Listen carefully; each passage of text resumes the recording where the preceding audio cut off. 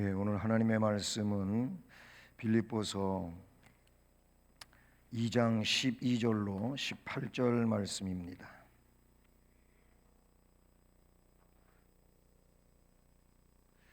빌립보서 2장 12절부터 18절까지 말씀을 함께 봉독하시겠습니다. 그러므로 나의 사랑하는 자들아, 너희가 나 있을 때뿐 아니라 더욱 지금 나 없을 때에도 항상 복종하여 두렵고 떨림으로 너희 구원을 이루라. 너희 안에서 행하시는 이는 하나님이시니 자기의 기쁘신 뜻을 위하여 너희에게 소원을 두고 행하게 하시나니 모든 일을 원망과 시비가 없이 하라.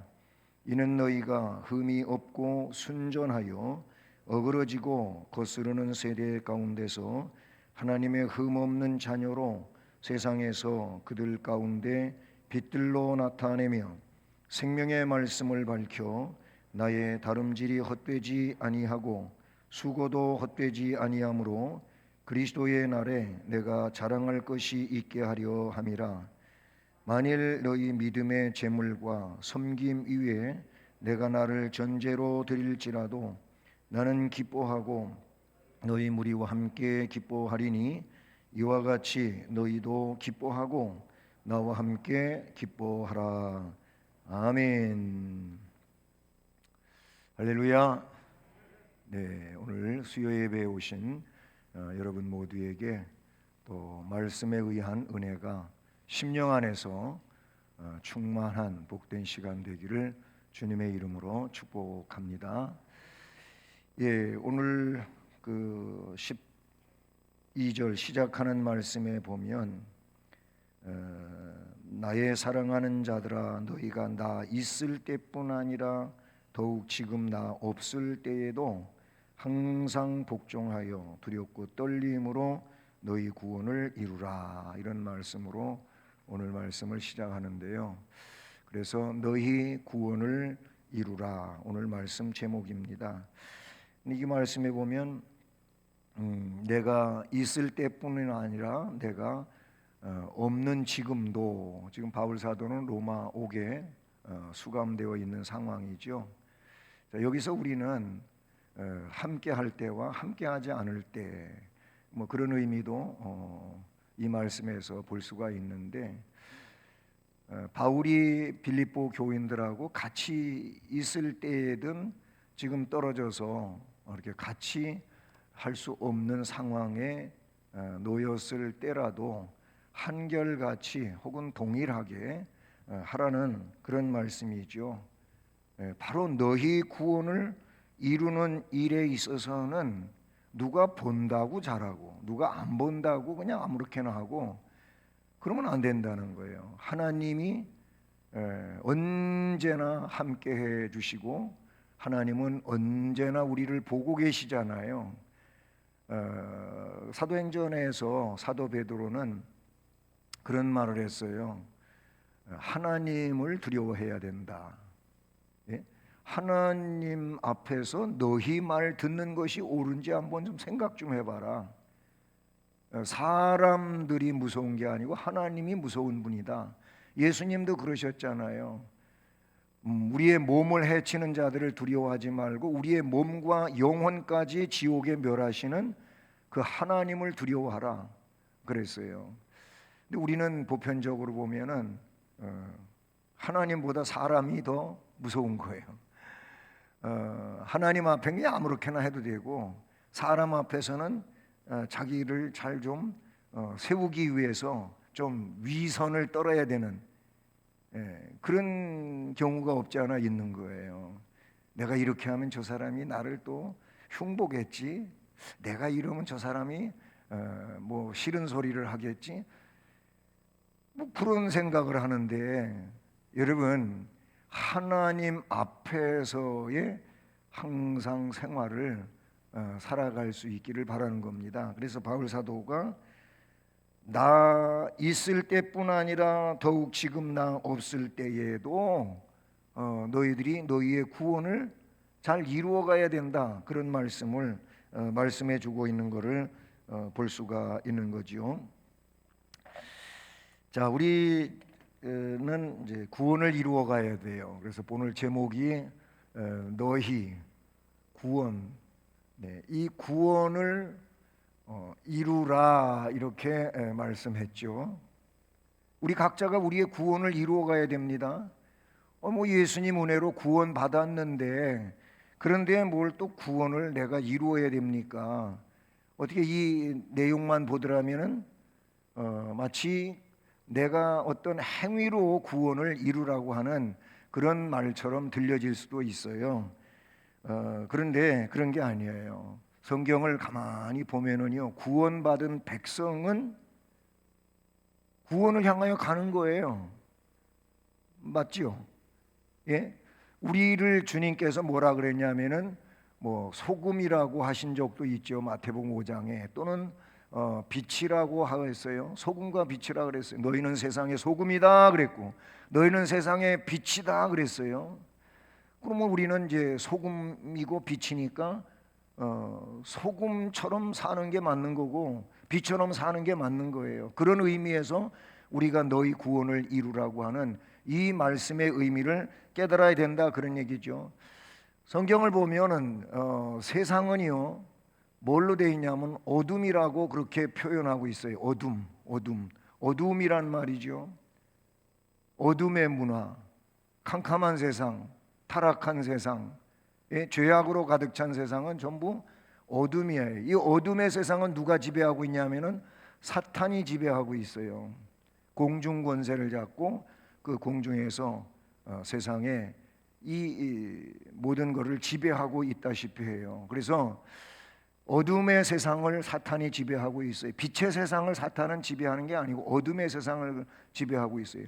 그런데 우리를 주께서 소금이라고도 했지만은 빛이라고 하셨단 말이에요. 그러면 빛은 뭐예요? 이 세상 가운데 어둠의 세상인데 이 사탄이 지배하고 있는 세상인데 이 빛으로 이런 어둠의 세상 속에서 뭘 해야 되느냐? 말 그대로 빛을 비춰야 돼요. 그래서 어둠을 환하게 만들어 줘야 돼요. 이게 우리의 역할이라 그런 얘기죠.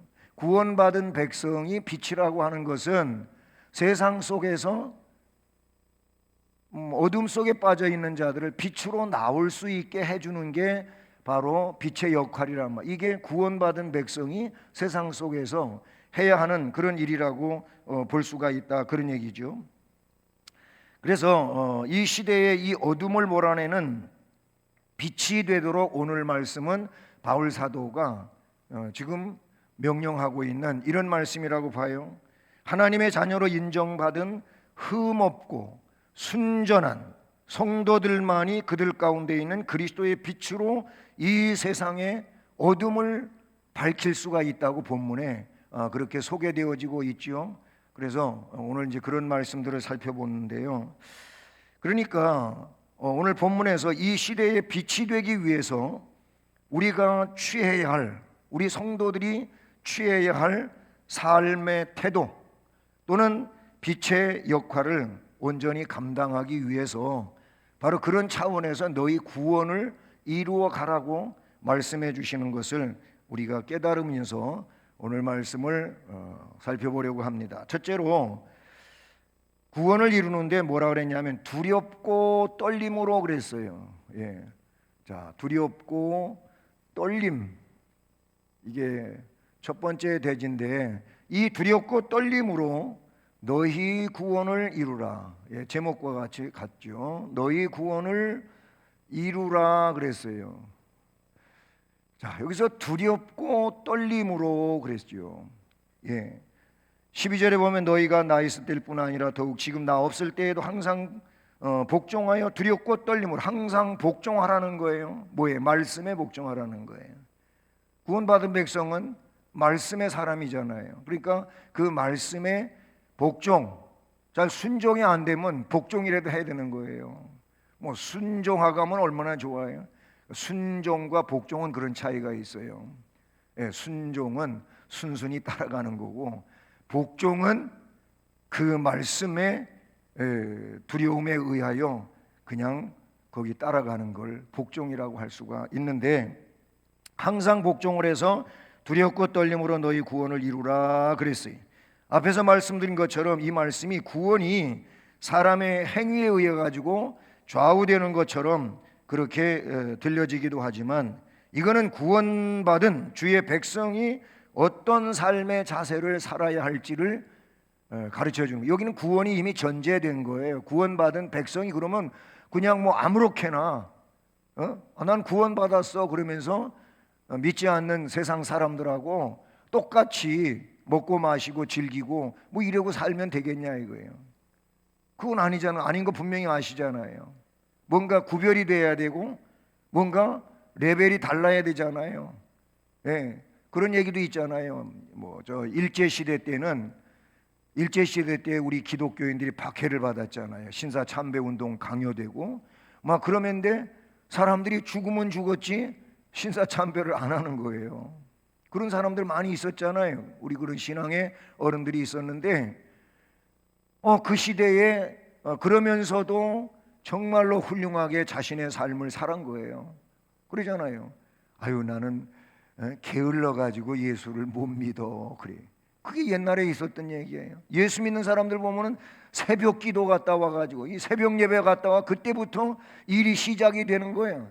농촌에서 새벽 기도가 뭐 우리 지금 5시에 시작하는데 저희 교회도 농번기가 시작이 되면은 해도 길어질 뿐만 아니라 일터에 빨리 가야 되니까 새벽 예배를 몇 시에 시작하냐면 4시에 시작해요. 4시에.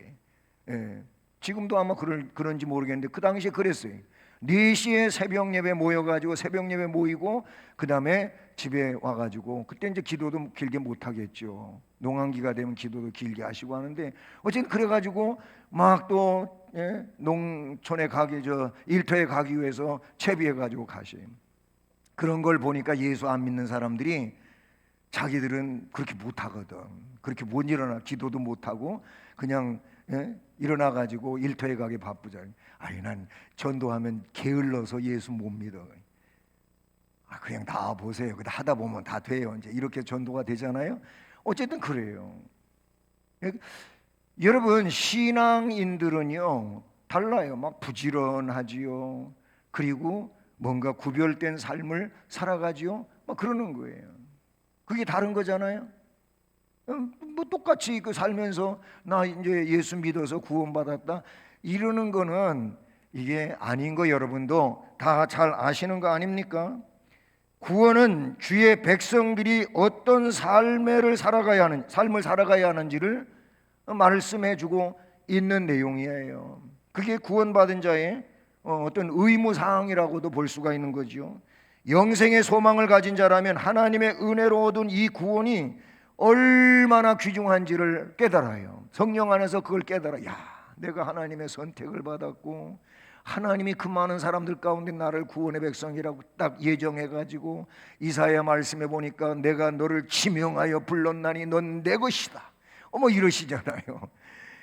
여러분 이게 보통입니까? 이게 얼마나 놀라운 건데요. 이걸 깨달으면 그 구원의 하나님, 그 구원의 주님, 날 구원하기 위하여 십자가에서 그 고난을 목숨까지 내어주면서 아낌없이 담당해 주신, 그렇게 절규하실 정도로다가 힘들었던 그 내용, 그럼에도 불구하고 내가 그 피공로에 의하여 구원받아, 이게 얼마나 귀한 거냔 말이에요. 내가 무엇인데, 하나님 앞에 잘한 것도 없는데, 지금도 마찬가지고. 그런데 나는 너를 사랑한다. 네가 날 사랑한 게 아니고 내가 널 먼저 사랑한 거야. 요한서신에 그런 말씀 나오죠. 그러니 이게 얼마나 고마운 일이고 감사한 일이에요. 그렇다면 그런 구원의 은혜를 받았다면 이제 우리는 이 땅 위에서 예수 믿는 자로서 하나님을 두려워할 줄도 알아야 되고 떨림을 가질 수도 있어야 돼요. 예? 물론 감사하고 기쁘고 즐겁지만 동시에 두려운 마음도 떨림도 가지고 내가 뒤에도 나오지만 절제해야 될 것 절제하고 지켜야 할 것 지키고 그렇게 사는 게 뭐예요? 이게 구원을 이루어 가는 거예요. 그리고 성령의 사람은 그렇게 유도된다, 그렇게 이끌림을 받는다, 이런다고 볼 수가 있다는 사실이죠. 네. 과거의 자신의 불신앙 상태를 돌이켜보면서 떨리는 거예요. 야, 내가 옛날에 그랬었는데 이런 하나님의 은혜를 받았다니, 하나님 감사합니다. 나 같은 죄인 살리신. 노래가, 이 찬송이 저절로 나오지 않을 수가 없는 거예요. 그거잖아요. 네? 그래서 감사하고, 그래서 남이 하지 않는 주의를 지키고 예배를 드리고, 헌금을 드리고 봉사를 하고, 그러면서 산단 말이에요.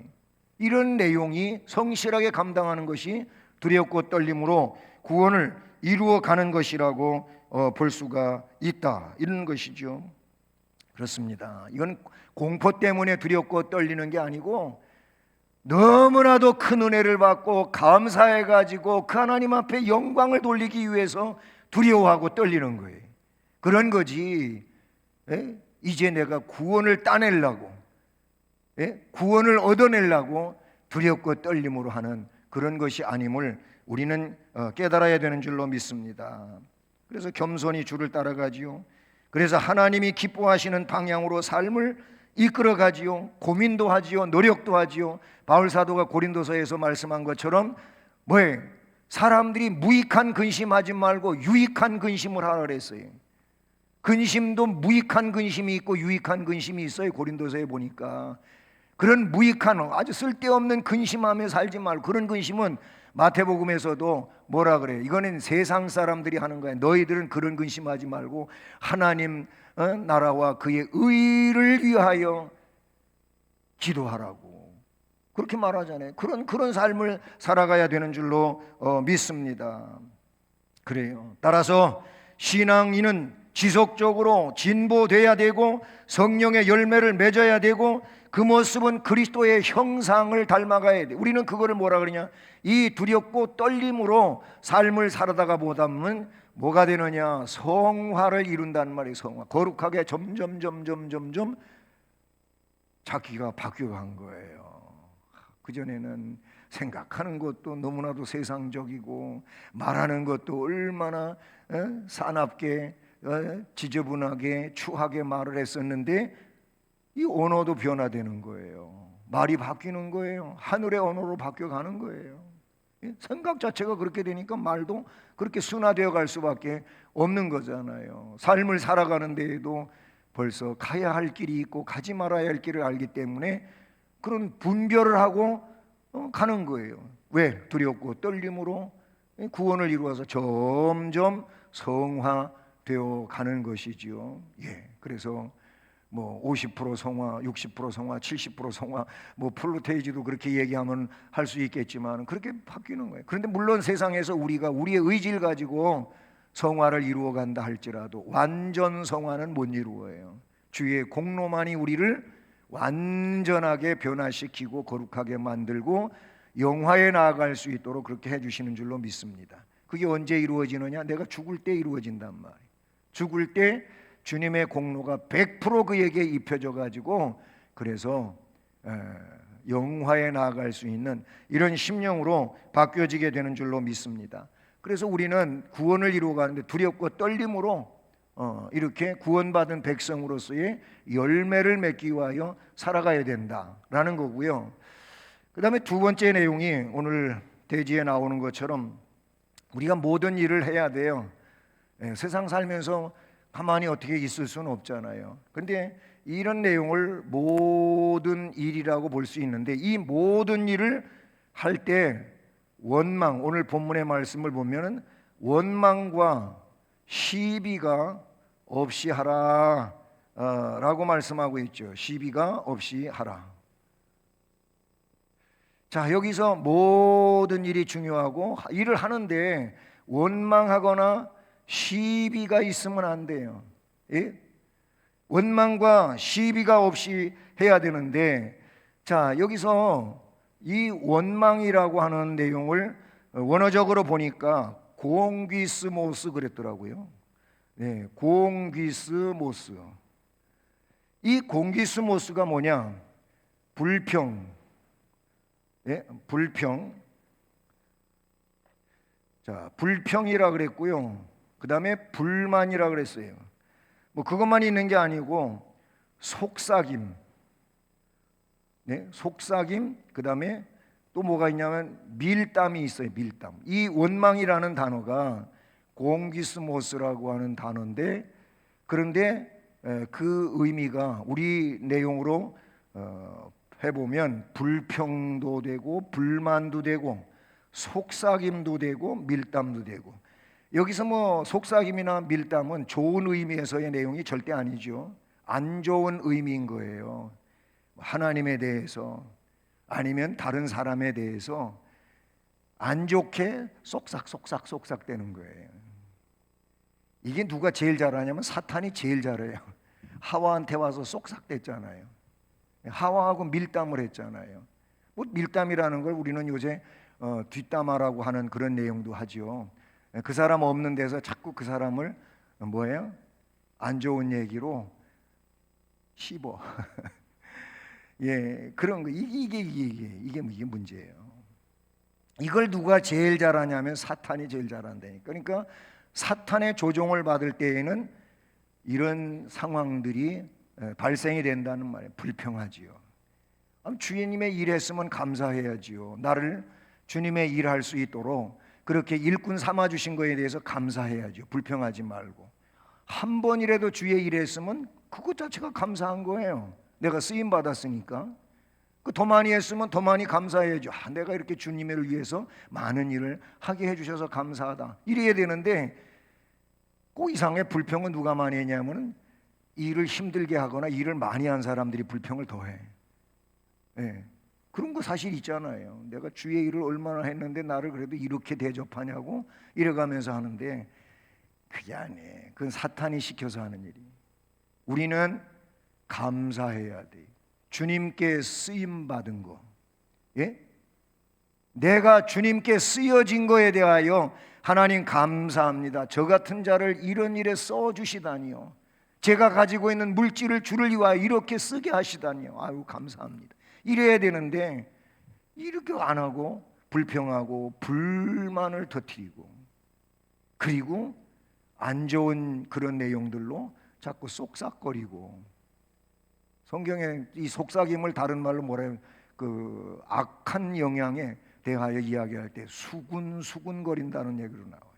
수군거린. 밀담을 해요. 예? 밀담이라고 하는 건 뭐예요?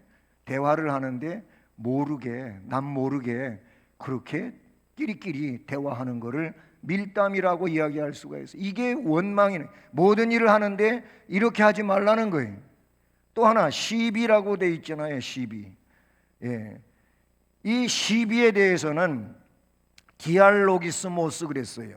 디알로기스모스. 이 디알로기스모스는 생각, 의견, 예? 또 생각, 의견, 아니면 추론, 예. 그 다음에 계산, 법정에서 조사와 판결, 예? 조사, 판결. 이건 이제 법정에서 있는데 바로 그런 거예요. 시비라고 하는 게 막 조사하고 판결하고 스스로 판정을 내리는 이런 상황이 저 시비란 말이죠. 생각, 물론 다 생각해야죠. 의견 내야지요. 그러나 여기서 말하는 건 앞에서 이 속삭임과 밀담처럼 안 좋은 악한 영향 아래서의 생각인 거예요. 안 좋은 영향 아래서의 생각, 그런 의견들. 그렇잖아요. 의견도 좋은 의견이 있잖아요. 그렇죠? 의견, 생각도 좋은 생각이 있잖아요. 저 시비라고 하는 것에서 있는 이 생각은 전부 싸울 수밖에 없는 생각이에요. 예? 서로 대립할 수밖에 없는 생각이에요. 그런 의견들인 거예요. 그러다 보니까 결국 주님이 원하시는 일을 이루어갈 수가 없는 이런 상황이 된다고 볼 수밖에 없는 거지요. 이 원망과 시비는요, 이 신앙의 자존감이 아주 낮을 때에 하는 거예요. 신앙의 자존감이 높으면, 즉 신앙이 성숙한 상황에서는 이런 일이 발생이 안 돼요.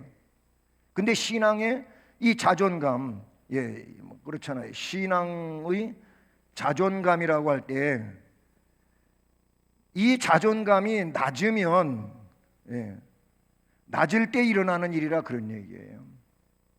여러분, 우리가 일반적으로도 불평을 많이 하고 불만을 많이 하는 사람들이 누굽니까? 자존감이 낮은 사람들이 그래요. 자존감이 높으면 누구 당당해요. 그렇게 불평하고 불만할 필요가 없어요. 그냥 이해가 되는 거예요. 자존감이 높으면. 근데 자존감이 낮은 분들이 결국은 불평하고 불만을 표시해요. 왜냐하면 그게 장애물이 되거든요. 그거를 뚫고 갈 수도 없고 뛰어넘어갈 수도 없고, 낮으니까, 자존감이 낮으니까. 그런데 자존감이 높으면 그거를 격파하고 가는 거예요. 그거를 이겨내고 간다 그 말이. 그거를 넉넉히 뛰어넘어갈 수가 있어요. 아이, 그까짓 거 뭐 이러면서 가요. 왜? 자기가 훌륭하거든, 자존감이 높거든. 물론 그러면서 뭐 사람들한테 교만스럽게 한다는 얘기가 아니에요. 스스로 그거를 해결할 수 있다 그 말이. 근데 이 자존감이 낮으면 해결이 안 되는 거예요. 그러니까 부딪히는 거예요. 넘어갈 수가 없어요.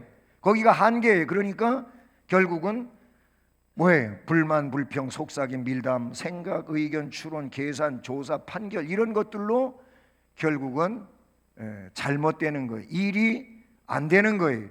주께서 원하시는 일이 안 되는 거예요. 그러니까 그거를 뭐예요? 구원을 이루어가기 위해서 모든 일을, 원망도 시비도 다 없애버려야 된다 그 말이에요.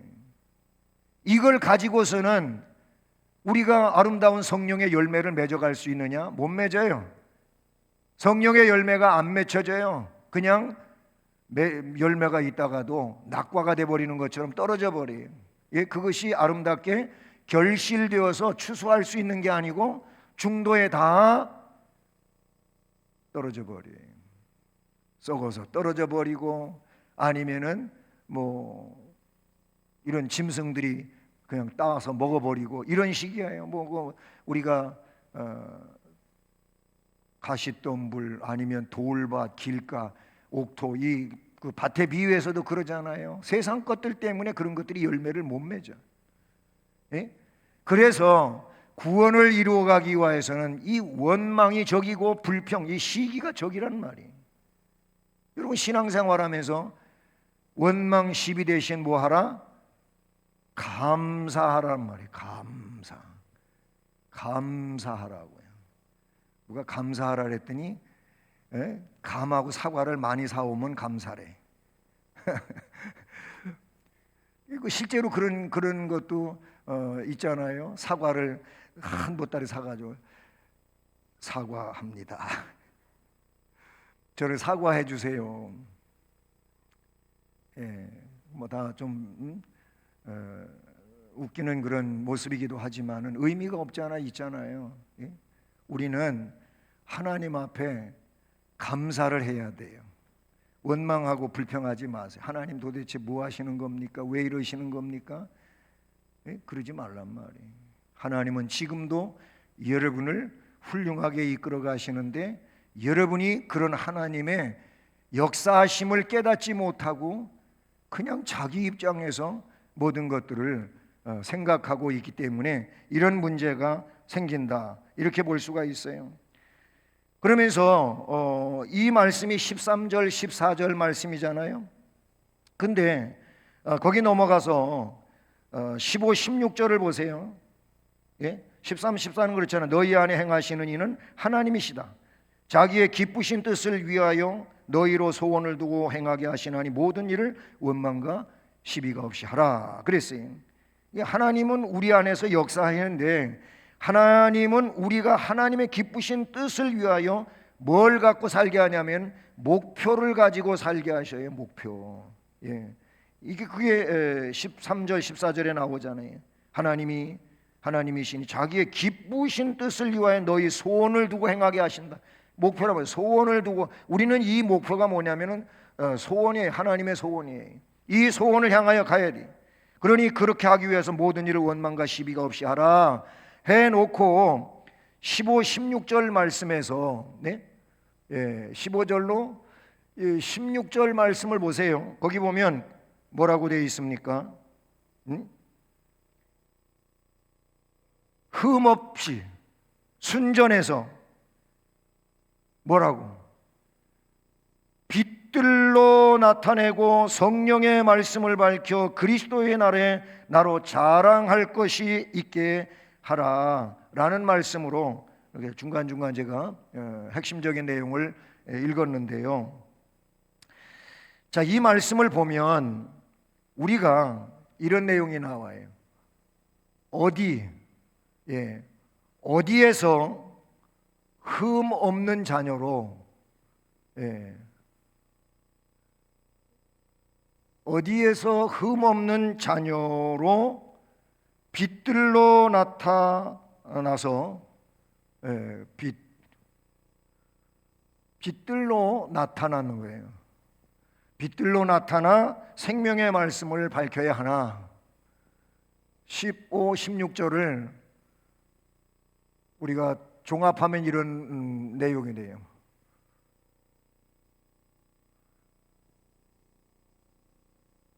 어디에서 어디 제가 이렇게 문장을 구성했어요. 어디에서 흠 없는 자녀로 빛들로 나타나서 생명의 말씀을 밝혀야 하나. 어디에서 그래야 되는 겁니까? 본문에. 본문에서 어그러지고, 또 그 다음에 거스르는 세상, 아니면은 거기 세대라고 되어 있죠.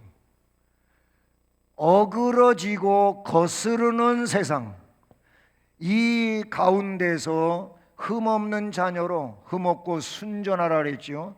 흠없는 하나님의 자녀로 빛들로 나타나야 되고 생명의 말씀을 밝혀야 된다 그랬어요. 어디? 어그러지고 거스르는 세대라고 했어요. 여기서 흠 없는 이 내용은 비난할 것 없는 그런 의미예요. 원어의 내용이 비난할 것이 없어야 돼. 성경은 그랬잖아요. 너 비판을 받지 않으려면 비판하지 말라 그랬어요. 우리는 나도 별로 그 사람하고 조금 다른 문제이긴 하지만 나도 부족한 점이 있고 나도 말거리가 되는 일들이 없잖아. 있는데 자기는 그 사람보다 굉장히 완벽한 것처럼 생각하고 아까 원망 시비 저기 불평 불만 속삭임 이런 거에 때는 그런단 말이에요. 남에 대해서 자기도 그런 다른 입장에서 보면 그럴 수 있는 존재인데 말이에요. 이 흠 없다고 하는 것은 비난할 것이 없어야 되고 순전하다고 하는 것은 순결함을 말하고 있는 그런 내용인데요. 우리는 빛으로 나타나야 돼요. 이 포스텍, 빛이라고 하는 것을 원어에서 뭐라 하느냐면은 포스틱이라고 그랬는데 그게 뭐냐? 발광체를 말하는 거예요. 우리는 우리 자체가 빛이 아니에요. 우리가 빛이 된 것은 주님이 내 안에 오셨기 때문에 빛이 된 거예요. 그렇잖아요. 내가 스스로의 빛을 발하는 발광체가 아니에요. 우리가 우주를 볼 때에도 해가 발광체지요. 해가 발광체예요. 햇빛을 받아서 지구는 초록빛을, 다른 그 우주 공간에 가면은 지구를 보면은 초록별이라 그러잖아요. 초록별. 우리는 지금 여기 살고 있으니까 잘 모르는데, 우주선을 타고 대기권에서 지구를 보면은 초록빛이 나는 별이래요. 그래서 초록별이라 그래요. 그와 마찬가지로 햇빛에 의하여 지구가 빛을 내는데 초록빛을 내요. 햇빛 때문에 빛이 있는 거예요. 달도 우리가 이렇게 달 보면은 초승달에서 시작해 가지고 보름달까지 가잖아요. 그러면서 달이 이제 지구와 그 거리상에서 빛이 줄어들고 또 동그란 빛이 되고 하는 것은 햇빛에 빛을 받는 부분이 다른 것에 가려져서 그런다 그런 얘기예요. 달이. 그래서 그렇게 달 모양이 바뀌는데 달이 빛이 있는 게 아니에요. 해에 의해서 달이 그렇게 달빛처럼 보이는 거지요. 그러면 그런 의미를 볼 때 여러분, 우리가 빛이라고 하는 건 주님이 빛이에요. 요한계시록에 나오잖아요. 거기에는 햇빛이 쓸 데가 없다 그랬어요. 왜냐하면 우리 하나님이 빛이시니까, 우리 주님이 빛이시니까. 그런 것과 같이 우리가 빛이 되는 것은 주님의 빛을 받았기 때문에 빛이 되는 거예요. 그러면 이 빛이 오늘 이 말씀에서 빛들로 나타나라 그랬는데 발광체라 그 말이에요. 왜 발광체예요? 주님이 우리의 빛이시니까, 빛을 받은 우리니까. 그래서 우리도 빛을 드러낸다, 이런 역할이 되는 것이거든요. 이 어그러지고, 스콜리오스라고 하는 이 단어인데, 이 어그러지고가 이게 어떤 의미를 지냐면 굽어진, 구부러진, 비뚤어진, 부정직한 그런 내용이에요. 어그러지고는, 어그러졌다고 하는 것은 구부러졌다, 똑바로 돼야 되는데 구부러졌다, 아니면 삐뚤어졌다, 아니면 부정직하다, 그거예요. 그 다음에 거스르는 세상이라고 하는 것은 뭐냐? 이것은 디아스트레포라고 하는 건데 왜곡됐다, 아니면 그릇되게 한다, 타락을 시킨다. 결국 이런 내용은 뭐예요? 거스른다고 하는 것은 타락으로 가는 거지. 타락으로 하나님 뜻에서 도전되어지고 멀어지는 이런 상황이 되는 거지요. 이게 어그러진 세상이고 거스르는 세상이에요. 세상이 그렇잖아요. 전부 사탄이, 아까도 앞에도 얘기했지만은 사탄이 지배를 해가지고 하나님을 도전하잖아요. 이게 세상이에요. 바로 그런 세상 혹은 세대 속에서 우리는 흠없고 순결한 하나님의 자녀가 돼서 빛들로 나타나며 생명의 말씀, 중요한 건 생명의 말씀을 밝혀야 돼요. 왜냐하면 말씀이 주님이시고 말씀이 결국은 우리의 생명이기 때문에 이 생명의 말씀이 우리 안에서 결국 빛이 되어서 드러나야 된다, 이런 내용을 우리가 이 말씀에서 보게 되는 것이죠. 네. 그러면 이제 마지막 세 번째로, 그러면서 이런 삶을 살아가면서 너희도, 빌립보 교회 신자들인 너희도 나와 함께, 여기는 빌립보 교회인들이고 이 나는 바울 사도지요. 나와 함께 뭐하라? 기뻐하라. 자, 우리가 할 일은 앞에도 감사 얘기가 나왔었습니다마는 우리는 이와 같이 주님의 거룩한 구원을 받은 영생의 백성들로서 바울이 그랬던 것처럼, 빌립보 교회에게 부탁하고 있는 것처럼 우리도 뭐 해야 되냐? 주님과 함께 혹은 사도와 함께 말씀과 함께 기뻐하는 자가 되어야 되는 겁니다. 기뻐해야 돼. 기뻐하라. 항상 기뻐하라. 내가 다시 말하노니 기뻐하라. 바울 사도가 빌립보서에서 사용하고 있는 그런 내용인 것이죠. 휘메이스카이 카이로, 모이 쉰 카이로, 이 말씀이 그런 헬라어로 구성이 되어 있어요. 결국 그 내용은 너희도 나와 함께 기뻐하라 라는 거예요. 너희도 기뻐하고 그리고 나와 함께 기뻐하라 라는 내용인데요. 빌립보 교인들을 향한 바울 사도의 뜨거운 열정은 그들이 믿음의 제사를 드린다면, 거기 이제 믿음의 제사가 나와요. 빌립보 교인들이 이 믿음의 제사를 드린다면 나는 너희의 그 믿음의 제사 위에다가 관제를 붓겠다. 그걸 오늘 전제라고도 그렇게 돼 있죠.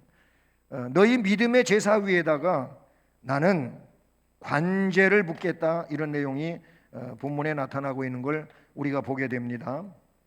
여러분, 이 관제라고 하는 것은 제사의 종류가 아닙니다.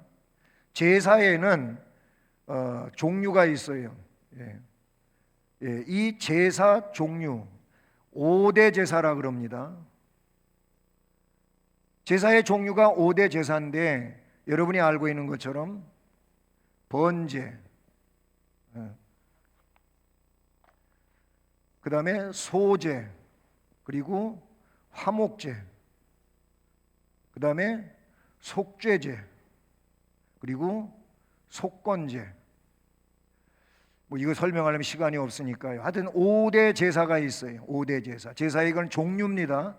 번제, 소제, 화목제, 속제제, 속건제. 레위기 1장에서부터 7, 8장까지 보면 이런 제사 종류에 대해서 나오고 있죠. 그 다음에 제사 방법이 있어요. 방법. 어떻게 제사 드리는가? 이거는 4대 방법이 있어요.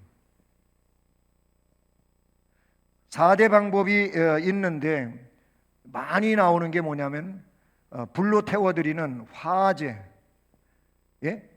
그리고 또 거제, 그리고 요제, 그리고 나서 오늘 여기 나오는 전제 아니면 관제. 이 관제나 전제는 같은 내용을 말하는 건데 이렇게 달리 쓴다 그런 얘기. 화제는 뭐예요? 불로 태워서 드린다 해서 화제고, 거제는 뭐예요? 높이 들어 올려서 드린다고 해서 거제고, 요제는 흔들흔들해서 드린다고 해서 요제고, 전제는 제사의 마지막 부분에 뭐 하는 거냐? 포도주, 뭐 한 4분의 1 뭐 그런 얘기가 나오잖아요. 자, 포도주를 드리거나 때로는 물을 붓기도 했어요. 물. 이게 보통이에요. 대부분 포도주를 드리죠. 언제 드리냐면은 이 전제는 제사의 마지막 부분, 마무리예요. 마무리. 제사의 끝부분. 그래서 바울 사도가 전제로 혹은 관제로, 이 말은 내 인생의 마지막을 의미하는 그런 의미라고 보시면 돼요. 보통 물이나 포도주나 물로 이 전제를 드리게 되는데, 그런데요, 바울 사도는 본문에 이 두 가지가 아니에요. 뭐가 나오냐면은 피가 나와요. 피. 자기를 피로 제사를 드리겠다, 전제를 드리겠다, 이렇게 얘기하고 있거든요. 이 피로 전제를 드린다고 하는 것은 어떻게 보면은 이방적인 내용이에요. 이스라엘적이지 않다 그 말이에요. 피를 드리는 일은, 예수님 피는 있어도 이런 건 없잖아요. 그러나 바울 사도가 굳이 이렇게 이방적인 피의 전제를 드리겠다고 하는 말은 바울이 뭘 이야기하고 있냐면, 너희의 믿음의 제사 후에 내가 이 마지막으로 전제를 붓겠다고 하는, 관제를 붓겠다고 하는 것은 내가 주의 복음을 위하여 순교하겠다 그런 거예요. 순교를 의미하는 거예요. 순교. 예? 그러면 성경에 나오듯이 기독교 역사에서 순교자들이 나오는데 많은 사람들이 칼에 배임을 당해서 죽습니다. 칼. 그런가 하면 맹수와 사투하고 죽어요. 로마 원형 경기장에서 우리가 그 영화로 만들어진 내용들을 보면 그런 걸 많이 볼 수가 있지 않습니까? 예. 바로 또 네로가 기독교인들을 맹수에 찢겨 죽게 만드는 이런 일들을 해요. 그것만 있는 게 아니에요. 불에 타 죽기도 하고요. 불. 그런가 하면은 매를 맞아서 죽기도 하고, 아니면은 십자가 처형도 되기도. 자, 이런 것들이 어떤 순교의 대부분의 방법이었어요. 이거 이외에도 뭐 찔러서 죽이고 살가죽을 벗겨서 죽이고 많이 이렇게 순교시켰어요. 바울 사도가 나는 피의, 너희들 믿음의 제사 위에 피의 전제를 드리겠다고 하는 것은 나는 순교의 제사를 드리겠다, 이런 얘기를 한 거죠.